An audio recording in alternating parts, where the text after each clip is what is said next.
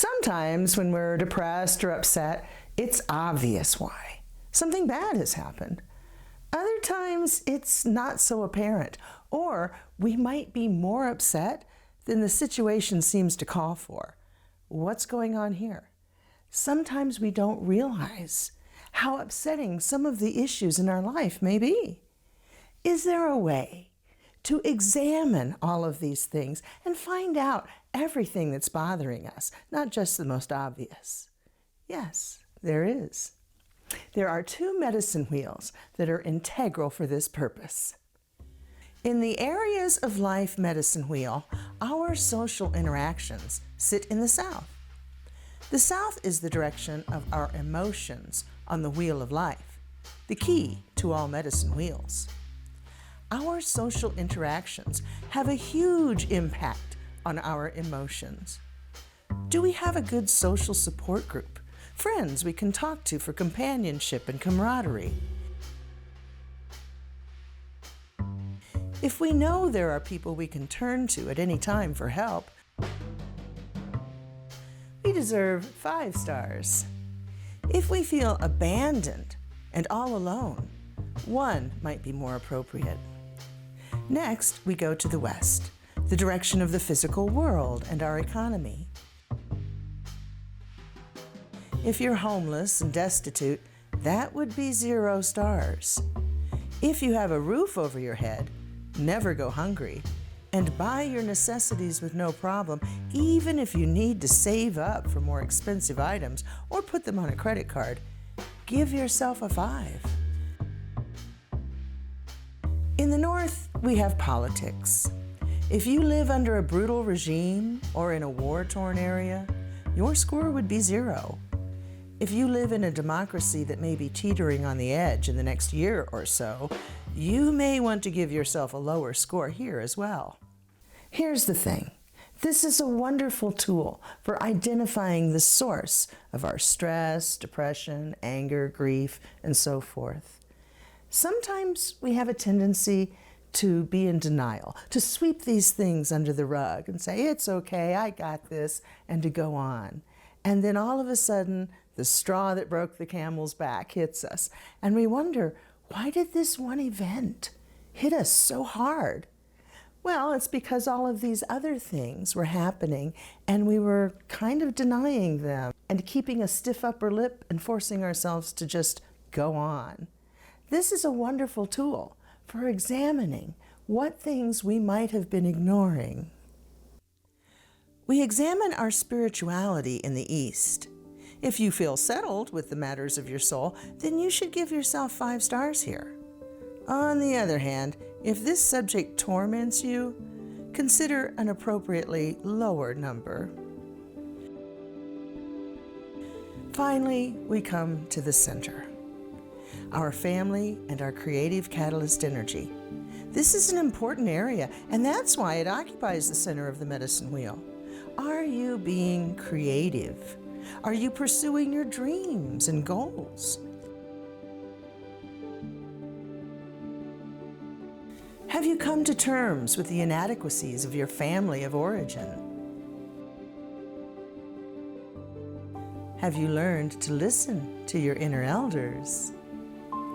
Your score here should hold a bit more weight than the 4 other scores, as it's something over which we do have control. Next, we move to the arenas of life. In the direction of the south, we visit our emotions. If we're anxious, stressed, depressed, or grieving, a low score would be appropriate. In the west, we have the physical world. How is your health?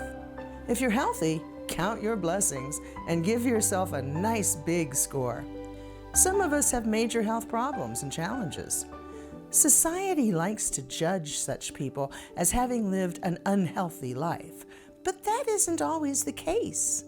Anyone can become disabled through no fault of their own.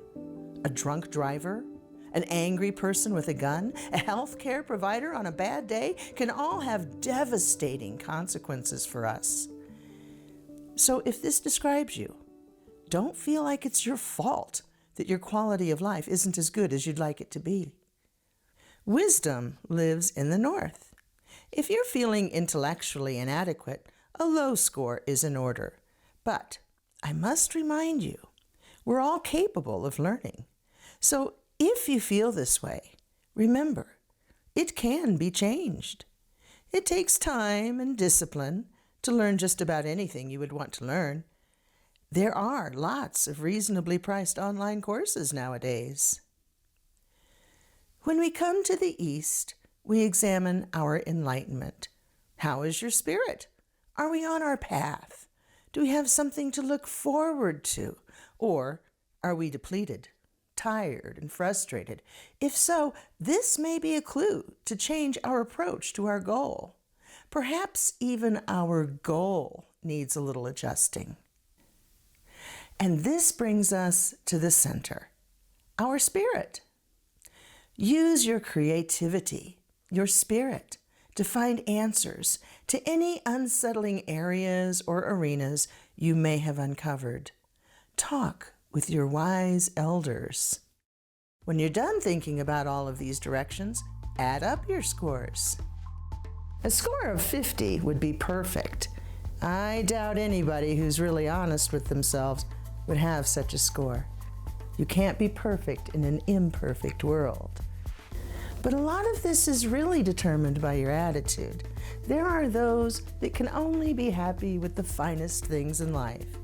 And then there are more practical people who are simply happy to have their needs met.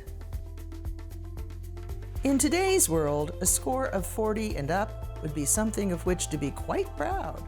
If you scored between 30 and 40, give yourself a pat on the back. You're doing a great job. If you have a score of around 25, the glass is half full or half empty. It's obvious where improvement is needed, but sometimes not so obvious as to how.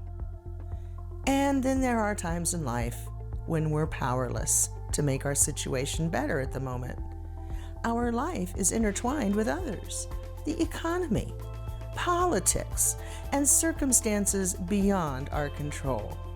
Because of all of this, it's very important that you not feel disheartened over a lower score. It simply means you're going through a challenging time right now and deserve some extra tender, loving care. Be patient with yourself. You're doing the best you can in some very challenging times.